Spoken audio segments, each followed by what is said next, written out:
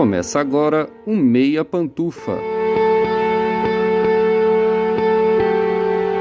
Bom dia, boa tarde, boa noite, boa madrugada, pessoal! Todo mundo com os fones de ouvido porque tá começando o seu Meia Pantufa. Toda terça às 5 da tarde no seu player favorito. Eu sou Luiz Leão e tenho aqui comigo, como sempre, de um lado meu amigo Gustavo Azevedo. Bom dia, tarde, noite, madrugada. Gusta, você e o Gustavo já fizeram um casal de amigos em viagem aí? Nossa, que pergunta já direta, né? Não fizemos. Ainda tá assim, né? Na primeira versão do filme, uma coisa mais discreta, né? Não teve remake. E aí, assistidores e assistidoras de filmes e séries? E também, como sempre, do outro lado, meu amigo Lucas Abreu. Bom dia, tarde, noite, madrugada, Lucas. Sabe aquele convite sem jeito pra você ir parar lá no interior de Corumbá, num casebre assim? Você já aceitou esse tipo de convite? Ah, mas aí eu recuso, porque aí é o convite com mais desculpas que você pode dar, que você tem opções, assim, na face da terra, cara.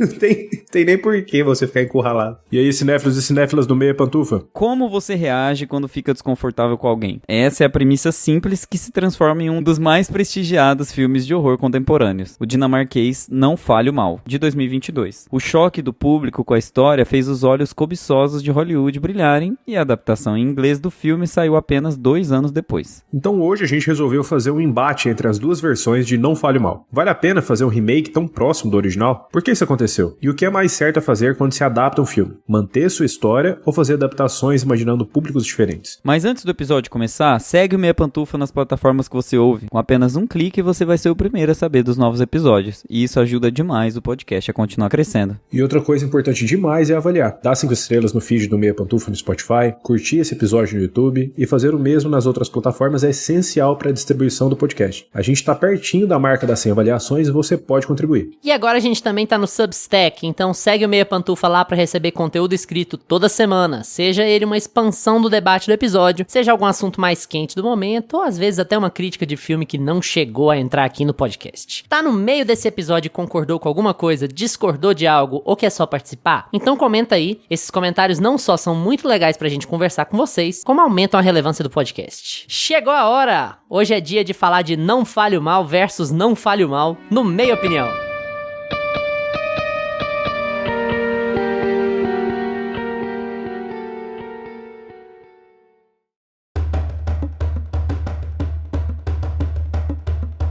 Meia Opinião.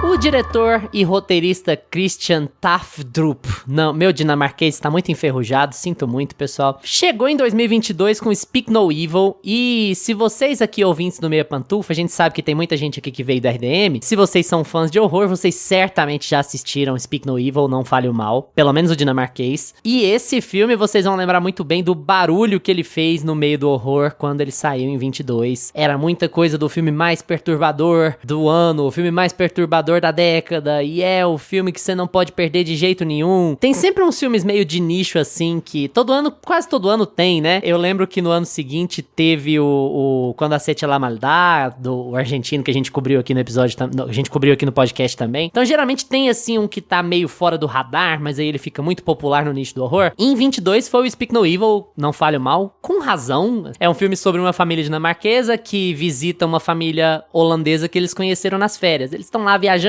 e é aquela coisa, janta junto, e a família é engraçada, o pessoal é divertido. E eles resolvem visitar esses caras no meio do nada, assim, né? Num fazendão e tal, isolado. Só que os holandeses são um casal muito esquisito, que vai forçando as barreiras sociais, né? Então, Speak No Evil é aquele filme que faz o escalonamento gradativo de forma bem inteligente, assim. Como raras vezes eu vi, inclusive. Escalonando o seu desconforto, e você fica o tempo inteiro se pensando em qual momento eu teria ido embora. Qual teria sido a ação que me faria, opa, aqui não dava não. E aí você vai sempre assim, e qual seria a justificativa que eles dariam que me faria voltar ou não? Então você tá sempre discutindo isso, até chegar um ponto que você, porra, sério? Puta que pariu. E aí o filme desanda assim, no bom sentido, né? E ele, especialmente pra quem tá acostumado com horror de shopping, o pessoal de público mais mainstream, quem vê esse filme vai sair bolado dele, assim. Ele é um filme filme bem incômodo, bem perturbado, né? E 2 anos depois vem o Não Falho Mal, de 2024, estrelado pelo James McAvoy, dirigido pelo James Watkins, que é 70% muito parecido com o dinamarquês. E aí os 30% finais são bem diferentes. A gente vai discutir um pouco sobre cada um deles, mas vai também fazer uma comparação. Eu acho que dá muita margem, tem muito tópico aqui pra gente discutir, né, Lucas? No sentido de por que fazer uma adaptação tão perto, quais são as diferenças entre uma adaptação e outra, faz sentido mudar do jeito que mudou, qual delas é a melhor experiência, ou elas são só experiências diferentes, pra públicos diferentes. Eu acho que tem muita beira, porque são filmes que dão muita margem pra isso. O primeiro por ser muito chocante, de um jeito muito europeu, do horror, e o outro por ser uma adaptação muito próxima, com um ator que a gente gosta muito, que é o McAvoy, fazendo um bom papel e tendo uma cara bem mais hollywoodiana do que o original. Então, assim, tem muita coisa pra gente discutir aí. Fala um pouquinho sobre a sua relação com esses dois filmes e o que você acha dessa situação toda. Cara, então, comigo aconteceu uma situação engraçada, porque eu deixei passar, assim, esses filmes na época e fui assistir recente agora, mas eu assisti o americano primeiro, né? Eu assisti o remake primeiro. Não sei porquê, não me pergunte porquê, nem me lembro. A gente assistiu em casa, assim, no streaming, e acabei assistindo a versão americana,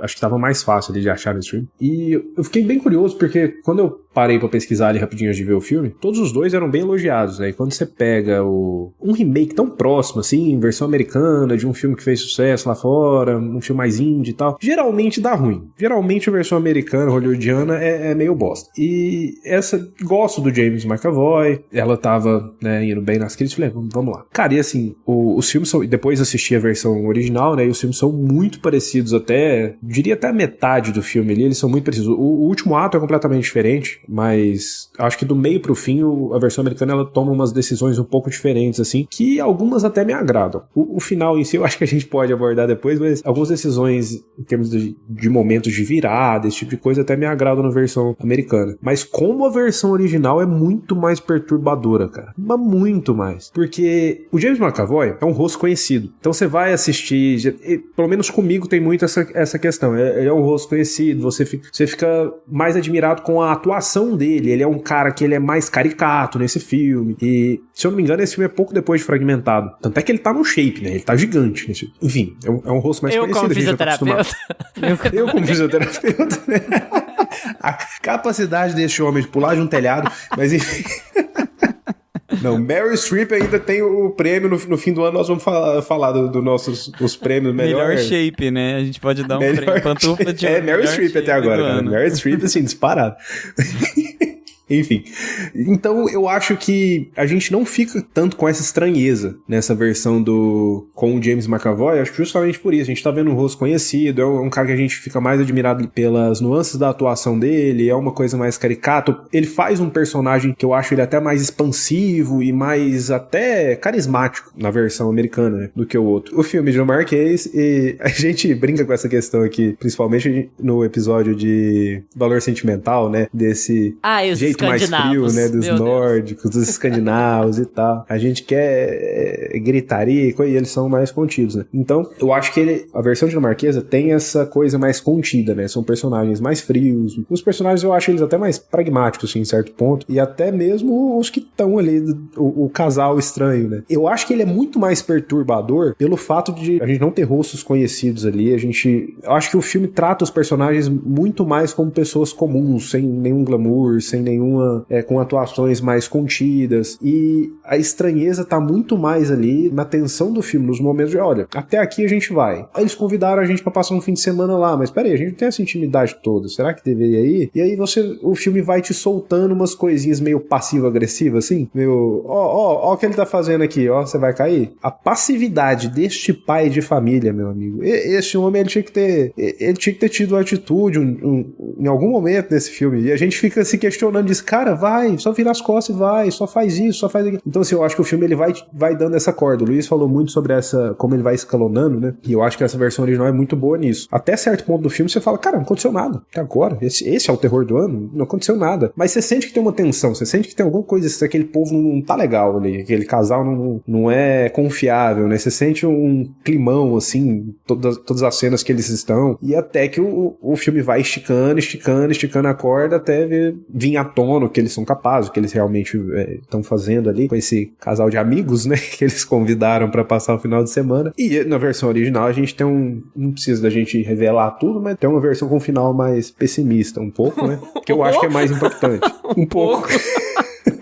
Que é bem mais impactante, né, do que americano. Então, assim, eu acho que os dois filmes, eles têm os seus méritos lá. Eu gostei bastante do remake, não me desagrada, não, mas eu ainda acho que ele perde muito do impacto do primeiro por fazer essas grandes mudanças e tornar ele mais hollywoodiano, né, ali no final. Essa comparação que o Lucas fez da atuação, da gente não conhecer muitos atores e tudo mais, né, uma pena para os dinamarqueses que conheciam os atores e tiveram que ver atores conhecidos. Falamos aqui como brasileiros. Atores Imagina uma Glória Pires passando por isso. Imagina assim, um Selton Mello passando por isso. Doeria na gente.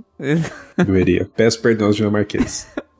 Para além dessa brincadeirinha, eu concordo com o que o Lucas falou, assim, nessa questão da sutileza, né, do original. Eu vou fazer o caminho contrário, porque eu assisti na ordem, eu assisti primeiro o... Você assistiu do jeito certo. Eu assisti o original e depois eu assisti o remake. E a minha impressão foi, assim, oposta um pouco do Lucas, que eu acho o remake muito inferior, porque eu tive em mãos a obra original e eu acho que quando a gente tem a versão já idealizada, né, do jeito que tinha que ser, eu acho que quando você vê logo em seguida, eu vi assim, um dia depois o remake, eu tava vendo a cópia, né? Então é uma coisa meio estranha, assim, tipo, eu entendo essa diferença que eu e o Lucas a gente vai ter, assim, né, de impressão, mas eu achei o remake muito fraco quando colocado em comparação. E eu não vou saber fazer diferente, né? Porque eu assisti eles em comparação, eu assisti o remake para comparar com o original. Então, assim, eu achei ele muito mais fraco mesmo. Eu gosto muito da sutileza dos atores da versão dinamarquesa, eu gosto muito da forma com que os diálogos, eles são pequenos, contidos, colocados ali como se fossem naturais dentro do contexto de duas pessoas, duas famílias se conhecendo, né? E eu tenho essa sensação de que quando pessoas se conhecem em ambientes turísticos, elas ficam mais abertas, né? A gente tem a tendência de estar ali mais alcoolizado, tá mais divertido ali o passeio, tá tudo, é um lugar novo e tudo mais. Só que ao mesmo tempo a gente é mais desconfiado, sabe? Eu acho que em tempos atuais nos quais vivemos, com a ultra individualização e o medo, né?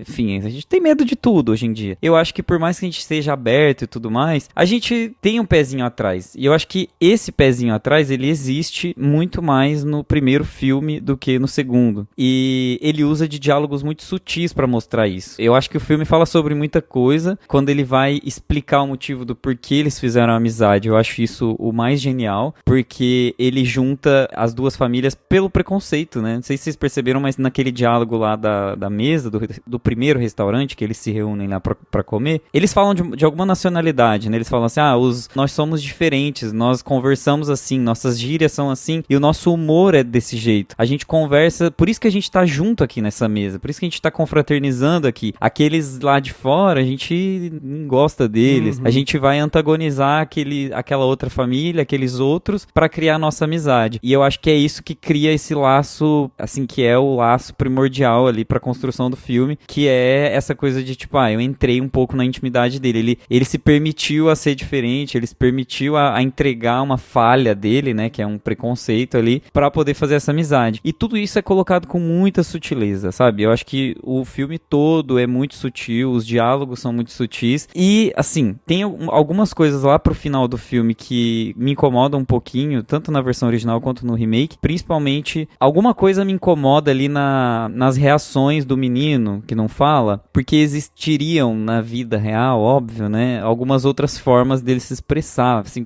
é aquela clássico coisa de filme de terror que incomoda, assim, tipo, não, ela deveria ter pegado a faca e não a banana, né, clássico. Mas eu acho que tem um pouco do trauma também, sabe? Eu acho que é bem justificável, porque você tá falando de uma criança muito pequena passando por uma situação aterradora daquelas. Sim. E que não fala o idioma, né? Então você tem... Mas Opa, peraí, como é que... Se vocês repararem lá em A Hora do Mal, o menino que tá traumatizado, ele tem muito mais justificativa pra estar calado e não falar o que ele fala do que... E ele fala, né? Por sinal. Ele não diz as coisas que ele precisa dizer porque a motivação fica muito mais evidente. Ali no Speak No Evil, eu tenho a sensação de que que ele tinha muito menos a perder, sabe? Então, ele poderia se jogar um pouquinho mais e tentar se explicar. Mas é uma criança também, então eu acho que eles usam de todos esses tropos, assim, esses artifícios, né? Mas, enfim, já que estamos fazendo a comparação, já desde o começo, o Lucas já trouxe isso, o que eu acho? Eu acho que, por exemplo, o bonequinho, o coelhinho da menina, ele é o elo principal, assim, ele é o motivo do porquê a família volta pra casa, né? Ali pra fechar o filme, o terceiro ato. Aquele coelhinho é o motivo, é o que mostra a coragem do pai, é o que mostra o fato do pai nunca abandonar a família, do pai estar disposto a enfrentar tudo por aquela mulher e por aquela filha, né? Então, eu acho que no primeiro filme fica tão mais claro que o pai, ele decidiu sair por vontade própria, encontrar o boneco e ele mesmo encontra o boneco e ele que faz tudo aquilo, do que no remake, que tipo, o vilão encontra pra ele aquele bonequinho e aí as coisas depois precisam ser justificadas de outra forma. A menina tem um aplicativo com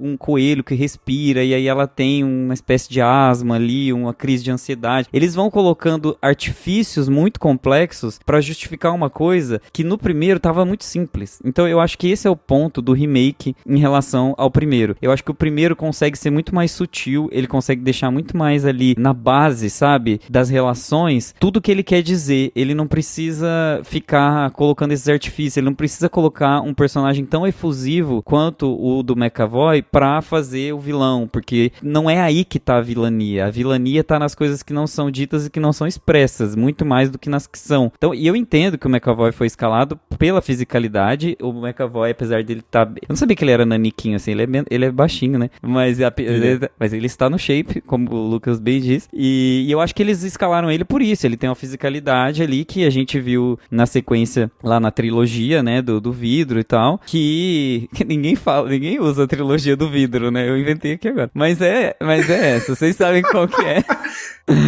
Unbreakable, fragmentado e vidro. Eu acho que eles usaram justamente essa fisicalidade pra... Assim, o filme é dele, né? O filme tá com ele, tá James McAvoy, Speak No Evil no pôster. Então, assim, faz todo sentido eles mudarem o final do filme pra aquela caça, né? Pra aquele combate corporal e tudo mais, porque precisa justificar a contratação do McAvoy. Se fosse uma atuação só contida, se fosse uma atuação parecida com o original, eles não teriam escalado o McAvoy. Então, eu acho que traz essa ligação, traz esse sentido de ter um novo final, ter um ator conhecido pra poder fazer aquilo tudo que eles fizeram lá. Só que perde-se muito. Eu acho que essa questão toda do McAvoy ter que ficar gritando toda hora, ter que ficar humilhando todo mundo toda hora, as cenas de desconforto ali, né, que ele fala com as outras pessoas, seja com o casal lá, o enólogo, especialista em massas e tudo mais. Aquela conversa muito, assim, muito sem gracinha, assim, parece que não me pegou. A cena de quando eles estão naquele restaurante barra cabana ali, também parece que fica muito, sabe, expositiva. Eles estão querendo falar demais sobre como está a situação entre os dois, menos do que mostrar, e eu acho que no original eles mostram mais, assim, a tensão fica muito mais de, nossa, olha como eles estão agindo, nossa, que lugar estranho, nossa, eles se levantaram sem pedir permissão pra gente, sem chamar, e fica tudo, assim, muito mais nas entrelinhas do que na linha, de fato, né, ali dentro do roteiro. Então eu acho mais, é um estilo de filme que me agradou mais, o primeiro, sabe? E eu acho que, principalmente em motivação e estrutura narrativa pra você fechar o seu argumento, eu acho que o primeiro é um pouco mais amarradinho, né? Ele é bem mais nihilista, ele é bem mais pessimista, mas ao mesmo tempo ele consegue amarrar mais os personagens. Tipo assim, por quê? Por que ele decide voltar? Por que a família volta? Qual que é a motivação real disso, né? Pra vocês entenderem a sutileza que eu tô falando. Na cena em que eles decidem voltar, né, pra família, eles quase batem com um caminhão. Tipo, isso é uma cena extremamente desnecessária. Eles quase terem batido num caminhão. Não precisava ter batido. Não precisava daquela cena, pra sabe? Quê? Tipo, pra quê? E porque tinha orçamento pra colocar um caminhão, entendeu? Não é orçamento. É basicamente. Não é basicamente. Não é orçamento. Eu vou deixar pra falar depois. Você quer opinar aí, né, Lucas? Vai lá, Lucas. Não, eu quase concordo com tudo, tem algumas vírgulas. Porque eu acho que o primeiro filme ele é muito bom mesmo nessa, né? Eu já falei isso, que ele é muito mais sutil. Ele é muito melhor em deixar as sutilezas ali dos personagens personagens, em ter menos diálogos, em deixar a gente mais com as cenas desconfortáveis por como os personagens estão se comportando. Então eu concordo com quase toda essa leitura do Gusto, mas o final é muito mais impactante e tudo mais, essa coisa mais pessimista. Mas uma coisa que eu gosto no americano é justamente esse exemplo que o Gusto pegou do coelhinho. Que, cara, na primeira versão, na versão original, dava pra ter ido embora. Você não me entra na cabeça uma única justificativa pra ter voltado. Dava pra ter ido embora. Dava. A menina não estava sem respirar, ela não deu uma crise, ela deu uma birrinha que ia passada ali a pouco. Dá um dramin pra essa menina na viagem e vai embora. Claramente não tem filhos, né? A gente aqui então, assim, a gente vai receber um comentário depois, gente. Vocês tinham que ter chamado alguém que tem filho pra fazer. Vocês deveriam ter chamado alguém com local de fala. A menina lá na Itália, só tinha um urso amigo dela, só os italianos falando na cabeça dela, o coque de férias, colégio coque sem aula, e ela, a menina lá, tagliatelle, lasanha, e a menina, gente, eu só quero meu coelho que fala inglês. Aí você que comentou aí no episódio do Se Eu Tivesse Pernas, gente, não tô desfazendo não, tá? Valeu por ser audiência aí, a gente gostou do comentário, inclusive, tá? Essa ideia de receber um comentário falando de ter filho vem do episódio passado que a gente falou e a gente super concordou com o cara. Só pra deixar o asterisco, senão a gente vira o choque de cultura, né? Parece que tá falando mal do público. Tô falando mal do público, não, tá? Ai, Lucas. Mas enfim, na primeira versão, a menina não tem essa dependência com o coelhinho. É o coelhinho dela e ela não encontra, no fim das contas, tava até dentro do carro, ela não encontra na hora, mas você vê, a cena não deixa ela dependente, o filme inteiro não deixa ela dependente dele. Ela é uma criança chorando porque perdeu um brinquedo. O pai, com tudo aquilo que já estava acontecendo e já estava no meio da estrada, não sei o pai de vocês se voltaria, gente. Mas muitos que eu conheço já vai falar, já estou no meio do caminho, você acha que eu vou andar mais 20 km pra trás? Não, gente, arruma outro pra você, meu filho.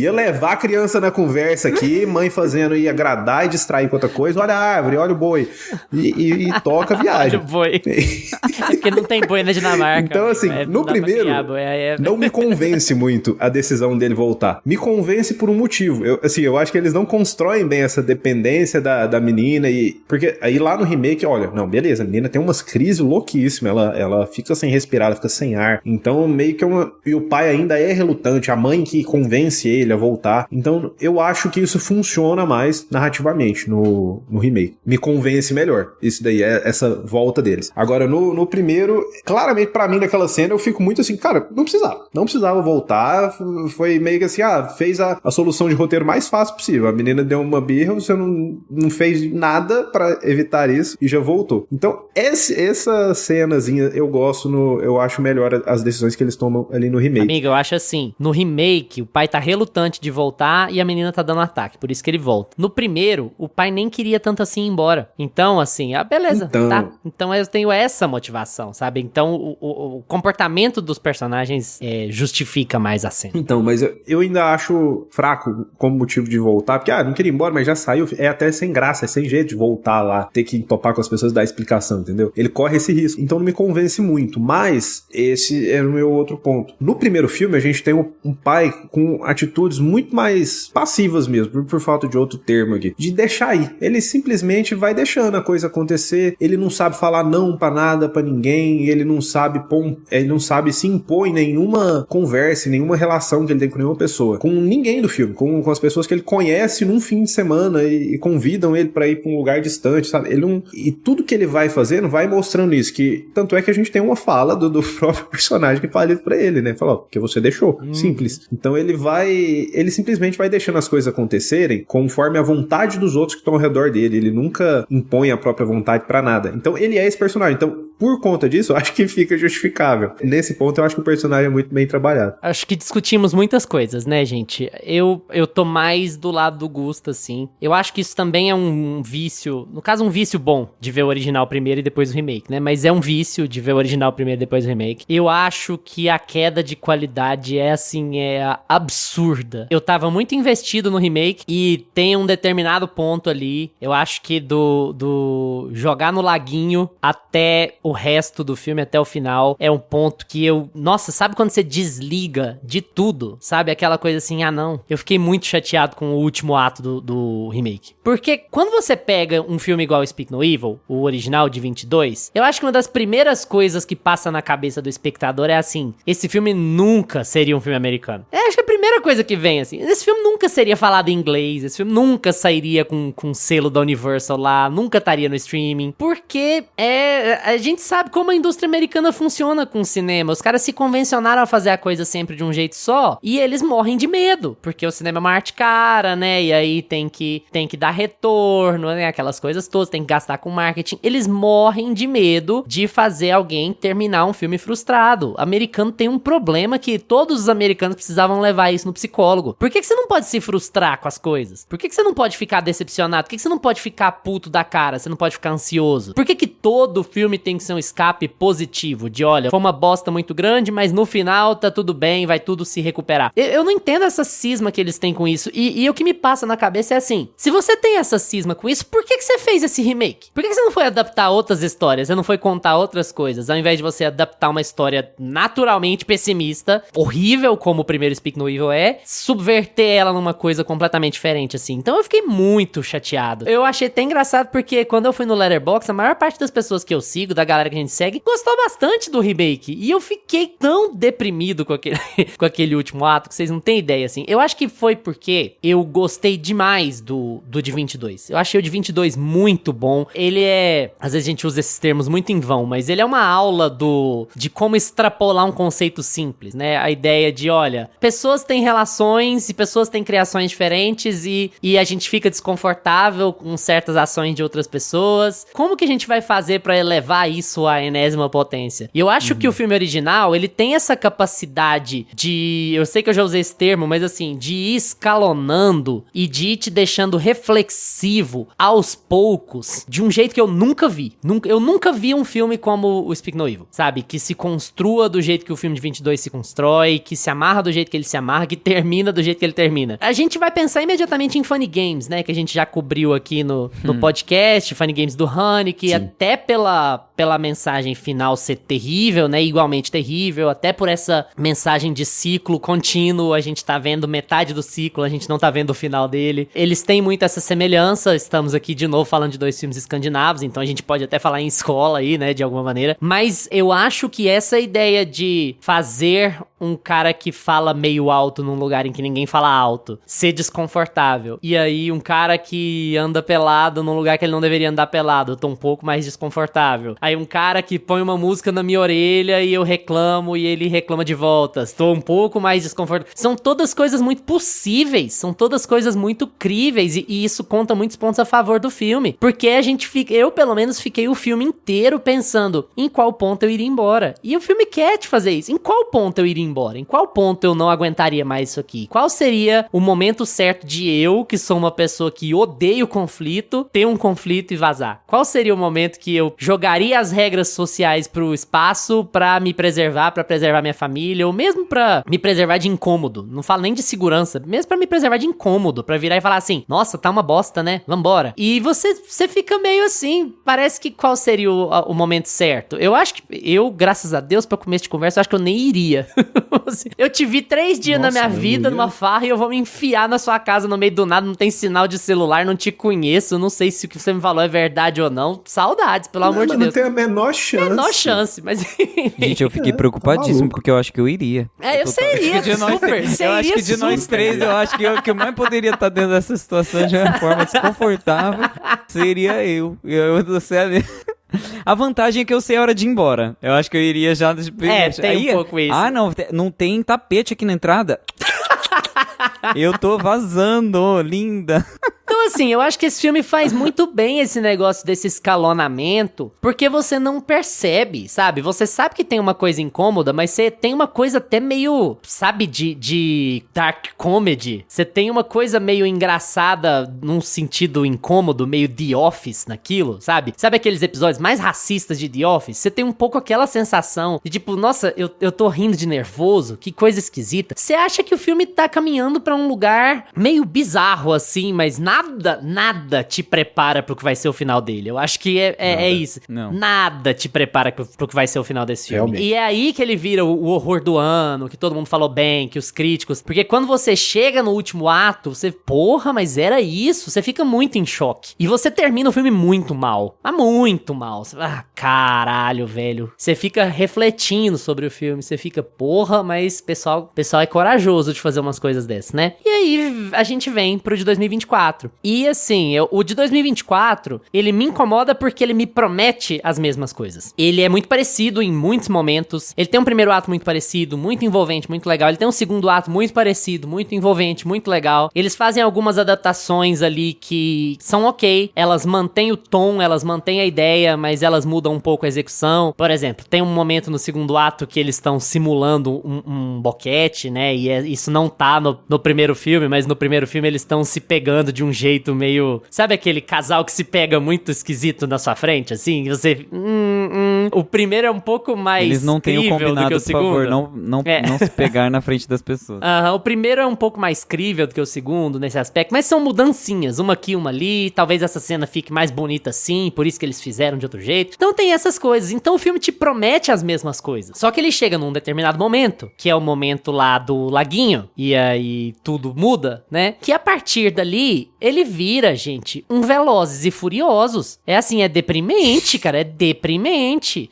E aí, assim, a motivação vai pro espaço, a sutileza vai pro espaço, o fato de serem duas pessoas comuns, quaisquer, com a filha que tem um problema lá, de ansiedade, de crise de pânico, vai pro espaço, é lógico que eles viram os americanos, a pessoa anti-arma é a pessoa que tá andando por aí de escopeta, que sai quebrando a cabeça dos outros, que sai, sabe? E assim, vira um filmão de ação, é uma perseguição, vira um home invasion ao contrário, ai, tem um entrando pelo porão e outro entrando pelo teto, vão me esconder no armário, e a pessoa, ai, sabe, me erra, sabe? O filme não era sobre isso, mano, não, a ideia não é essa, ele deixa de ser sobre desconforto, ele deixa de ser sobre não fale com estranho, sabe? Ele deixa de ser sobre até que ponto você iria pra preservar uma relação social com uma pessoa que você mal conhece, sabe? Até que ponto você teria medo de ser desagradável, de ser visto como rude. Ele deixa de ser um filme sobre aparências e ele vira um filme de perseguição, um home invasion ao contrário, que o McAvoy tá gritando, sabe? Literalmente gritando,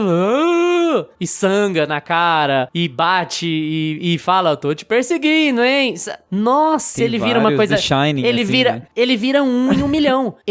Olha, pra mim o meu grande argumento é aqui, eu nunca vi um filme como Speak No Evil. Eu já vi filme pessimista, até falei do Funny Games, eu já vi muito filme de horror, mas eu nunca vi um filme igual ao Speak No Evil de 22. O terceiro ato do Speak No Evil de 2024 é um filme de streaming. Eu vi no Prime e ele tá bem colocado no Prime. Ah, beleza, um baita filme do Prime, o Speak No Evil do McAvoy. E é muito deprimente isso, né? Porque, então faz um filme original. Então pra que você vai pegar um remake e você vai tirar tudo de corajoso que tem no remake? Essa é a minha grande chateação. Ele deixa de ser corajoso. Você chega a partir de determinado momento, quando o terceiro ato começa, quando tem esse negócio do laguinho, quando ele fala, porque vocês deixaram e começa a transferir dinheiro e tudo mais, você já pensa, tá, então a melhor parte desse filme não vai estar no remake. Então vocês fizeram um remake pra aproveitar uma ideia, mas a melhor parte do original vocês vão tirar, porque vocês têm medo do público de vocês não aceitar, porque eu até conversei com a Carla na hora, eu fiquei assim, é aquela coisa do ovo e da galinha. Qual será que é o problema? Será que o produtor hollywoodiano acha que o público americano é imbecil? Ou será que o público americano é mesmo imbecil e o produtor hollywoodiano tá certo em fazer um filme não corajoso? A gente nunca sabe quem começou esse ciclo, mas é sempre essa ideia de que um remake americano ele vai ser menos ousado, ele vai ser menos arriscado, ele vai ser menos incisivo do que o original que ele tá adaptando. É sempre assim, nunca falha. Quem foi o que falhou? O Haneke, que fez o mesmo filme, mas é uma coisa a exceção da exceção, né? Ele pegou o mesmo filme e mudou só o idioma. Também não é nem uma adaptação. E o Haneke também não tem o apelo do,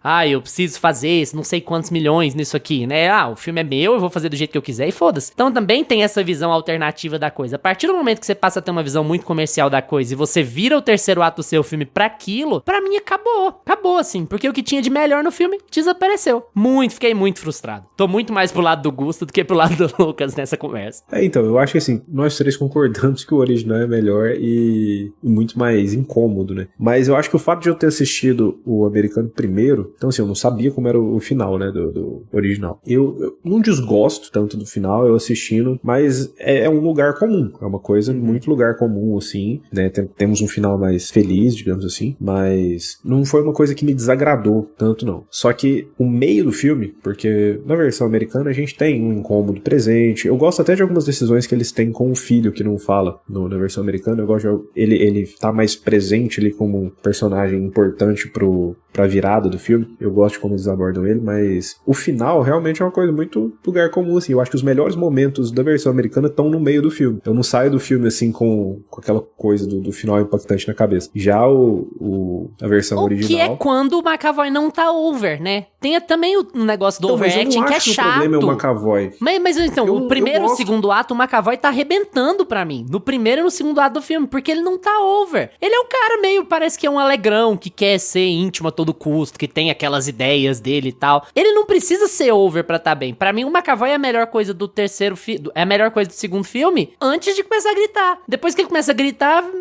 tá, beleza, fragmentado eu já vi, meu amigo. Eu me divirto com ele gritando. Eu me divirto, eu gosto quando ele fica over também. Eu acho que o problema não é ele. Eu acho que o problema é que vai pra um lugar comum mesmo, assim, de um final que a gente já viu em vários outros filmes. E aí, mas eu acho que isso também, assistir essa versão americana primeiro, me ajudou a gostar mais do final do filme original, porque eu fiquei muito mais impactado. Eu tava tudo igual, falei, o final deve ser mais ou menos a mesma coisa ali, né?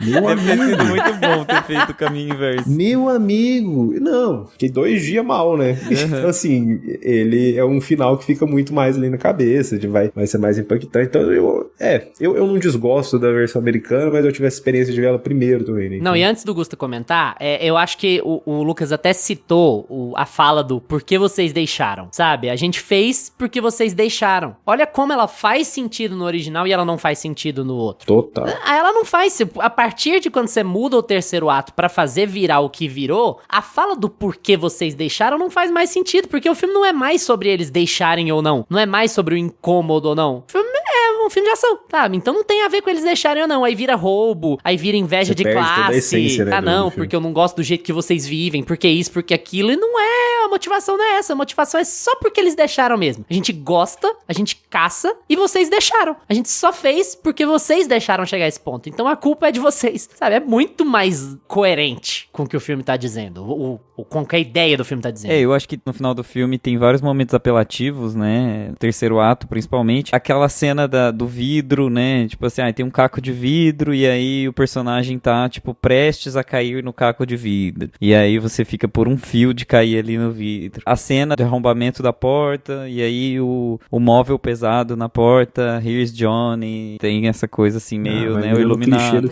O garfo, a menina pendurada no telhado, Deus Ex Machina, a mulher que dá uma pancada no outro porque ela tá escondida, agente secreta. E tem umas coisas assim também que eu acho até, sei lá, se foi politicamente correto ou sem noção, porque ao que me parece, no primeiro, quem ajudava eles era o imigrante lá, né? E aqui no remake eles colocaram o outro cara lá, dono que mora lá na puta que pariu, que jamais chegaria naquele momento, né, pra ajudar eles, e eles colocam ali meio que com medo de colocar o imigrante como um vilão, né, também. Eu fiquei com a sensação de que, tipo, eles poderiam entrar num tom errado, porque a pessoa que ajuda eles é o imigrante ali, né, então ficou também essa falta de coragem, sendo que o próprio filme também fala disso, né, sobre essa diferença entre as nacionalidades, a diferença entre as pessoas, entre os núcleos, né. E tem muita discussão que dá pra extrair do primeiro filme. Acho que a premissa, no fim das contas, que é a coisa mais importante do filme, o Luiz fala muito sobre o que é a coisa mais importante do filme, né? A gente na aula de teoria de cinema. O que é o mais importante do filme? Eu acho que assim, no fim das contas mesmo, o que mais importa pra mim é a premissa. Eu acho que a premissa é o que mais importa no filme. E aí o que cada um faz com essa premissa é fruto e louro de cada um dos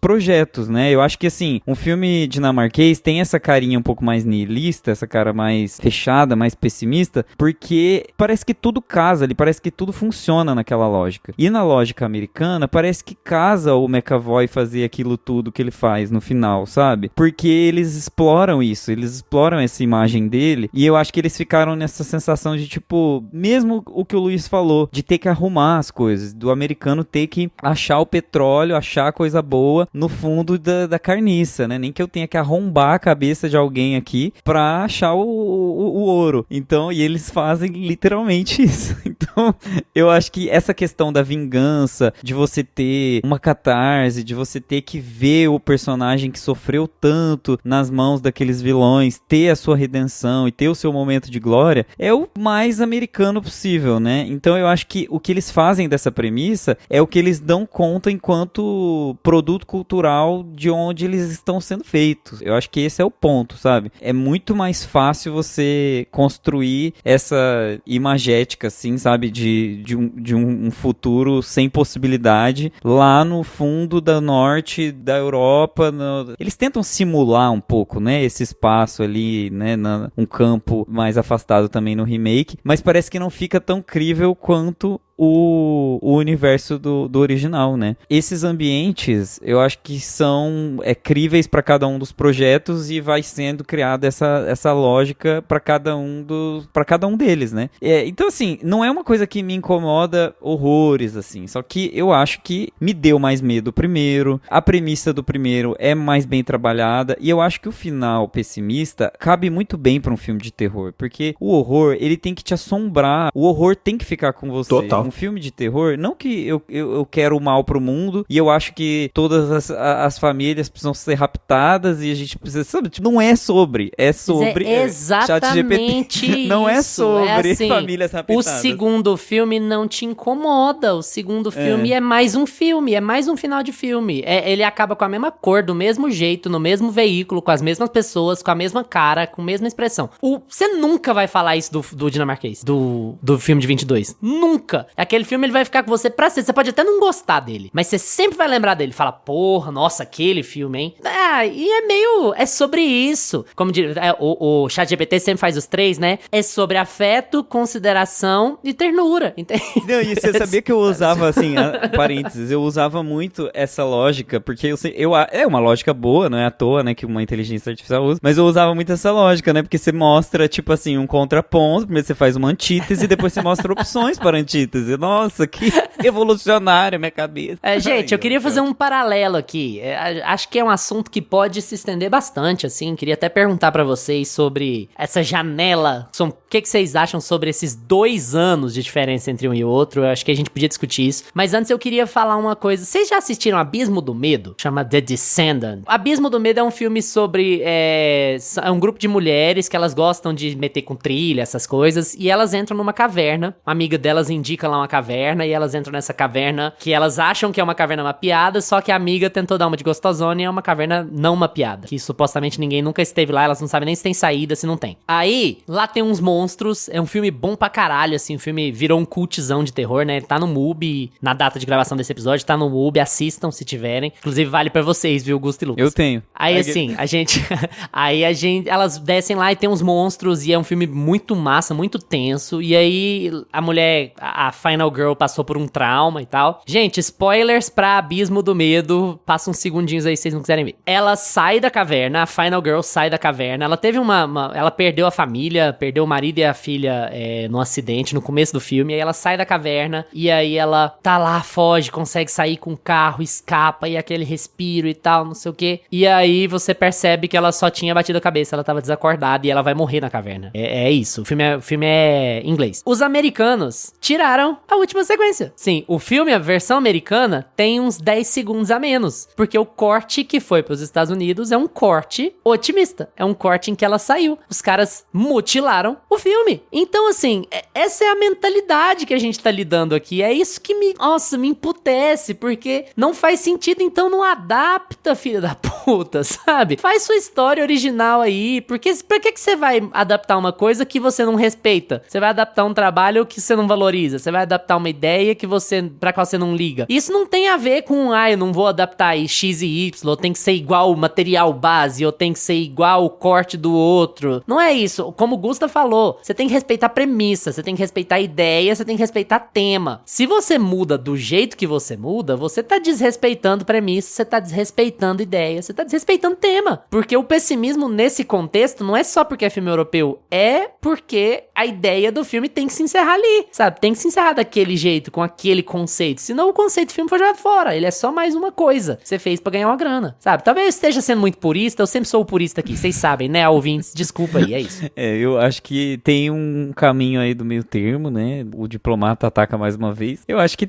é possível, assim, você seguir uma premissa e fazer uma versão nova, mas eu acho que deixa muito a desejar. Eu acho que a versão nova, ela tem que ser ousada o suficiente pra você não cair nesse lugar de sempre, esse lugar comum que a gente tanto falou aqui. Acho que realmente ter uma premissa boa não quer dizer que você vai ter um resultado muito bom, né? O clássico, é o famoso paradoxo do Stephen King, né? O Stephen King, ele tem as melhores premissas do horror, ele escreve livros, acabam se tornando filmes e séries, enfim, materiais audiovisuais incríveis, e outros que são chacota, porque no fim das contas não é a premissa que vai salvar o filme, é como você encerra essa premissa também, né? O final do filme é uma coisa extremamente importante, como eu já falei agora há pouco, muito mais importante para um filme de terror que exige muito da suspensão da descrença, né? Exige muito que você passe pelos personagens com um pouco mais de carinho e um pouco mais de, tipo assim, não, isso poderia ter acontecido mesmo, nesse ambiente poderia sim ter acontecido. Parece que no remake isso não é possível, porque aqueles personagens não fariam tudo aquilo que eles, sabe? Eu sei que eles tentam até dar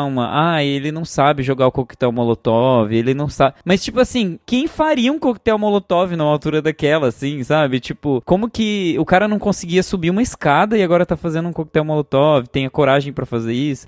A mulher é muito atira. Como o americano se vê também, né? Tem Exato, é um espelho, né? Eu acho que tem um pouco desse espelho, essa coisa de gostar de pegar em arma, né? E no final ter que ter isso, e que tem um embate, tem muito tiro, né? Acho que não precisava ser tão, assim, eu acho que o filme poderia ser mais bem resolvido, com menos arma também, né? Parem armas. Porque no original é... Na pedra, né? No original. O final é pedra, papel e tesoura. Não tem ideia. É rudimentar mesmo. Eu acho que tem caminhos pra seguir em remakes que é possível, mas raramente a gente vê, né?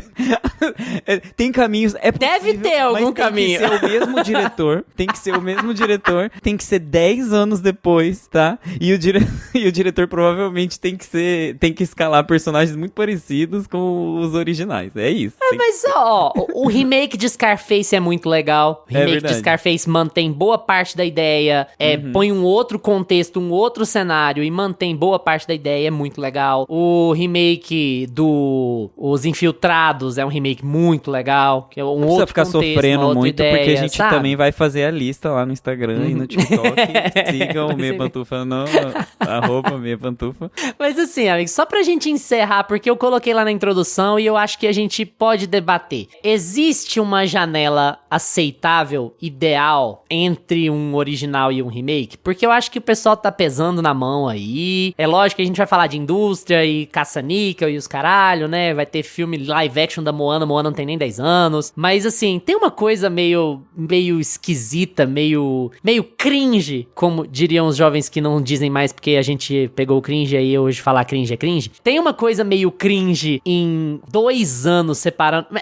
É quase a ideia a produção de um estava começando quando o outro saiu. Cara, pra mim é bem bosta, assim. Eu acho que no fim das contas é que a gente tá dando muita moral pros Estados Unidos, né? Parar essa coisa dos Estados Unidos também.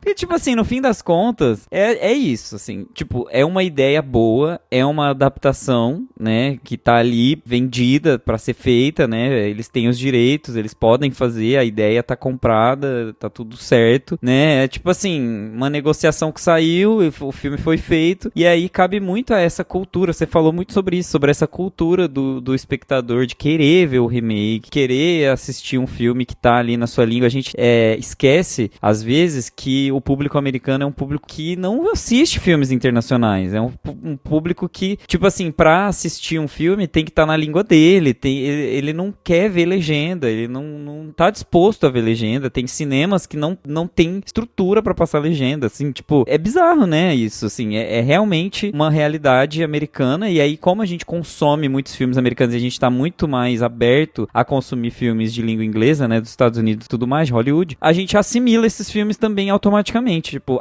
passou por um circuito cult, gostamos, ganhou hype, top, muito bom, saiu a versão americana também, top, vamos assistir também, porque a gente tem essa coisa, né, vamos ver tudo que tem aí, e eu acho que é isso, a gente assistiu, mas é relevante? Vai fazer diferença, sabe? Parece que não, parece que esse não ressoou tanto, parece que esse não faz tanta diferença quanto o original, e eu acho que sobre tempo é muito, assim, mais uma vez reflexo da nossa cultura, é uma coisa teve hype, as produções estão cada vez mais automatizadas, mais fáceis de serem feitas, né? A gente fala muito sobre as fotografias que são fáceis de ser replicadas, de como você consegue montar um filme se você tem o roteiro dele, você já monta o filme ali em 6 meses, você já tá gravando, já tem ele partes finalizando, parte pro editor, tipo assim, um filme fica pronto muito rápido hoje em dia, se você tem a estrutura, né, na mão, Hollywood, estamos falando de Hollywood, então as coisas ficam prontas rápidas, por que não? Por que não usar um hype de um filme que já tá ali pra vender mais? Então é uma lógica produtivista, sim. Eu não sei se tem certo ou se tem errado, sinceramente, porque pra mim o certo mesmo é isso, é o Haneke, por exemplo, ter a possibilidade de fazer um remake do jeito dele e colocar,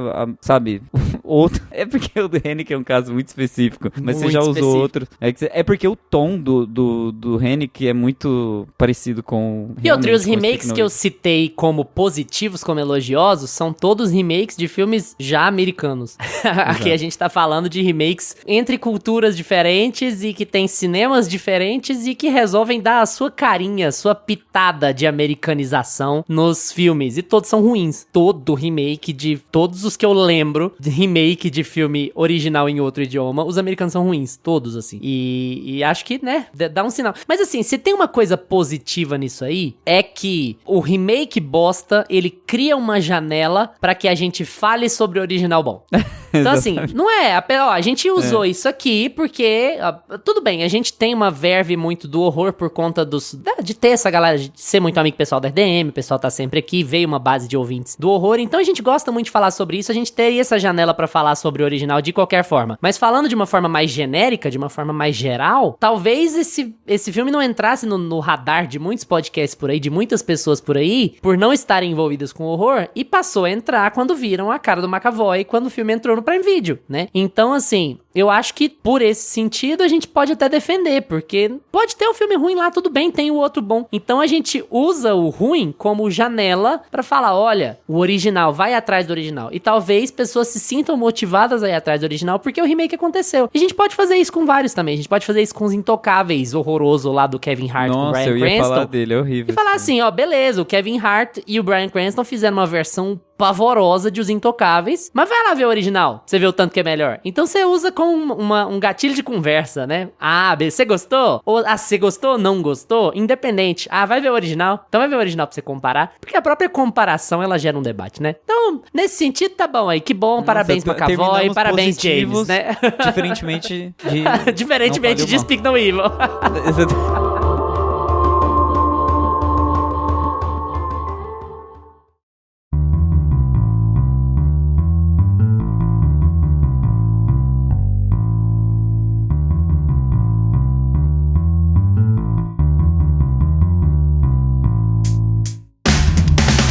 Não vá embora porque chegou a sua hora. Já assistiram os 2 filmes de Não Fale o Mal? De qual versão vocês gostam mais? Comenta aqui no episódio suas opiniões porque a gente quer muito debater com vocês. E aproveita para seguir a gente no Instagram, @meiapantufa, no TikTok, @meia_pantufa e no Substack para ficar atualizado de tudo que rola no podcast. Obrigado por estarem sempre com a gente. Tchau, Gusta. Tchau. Tchau, Lucas. Tchau, galera. Segue a gente em todas as plataformas que você usa. Terça que vem a gente tá de volta com mais Meia Pantufa pra vocês.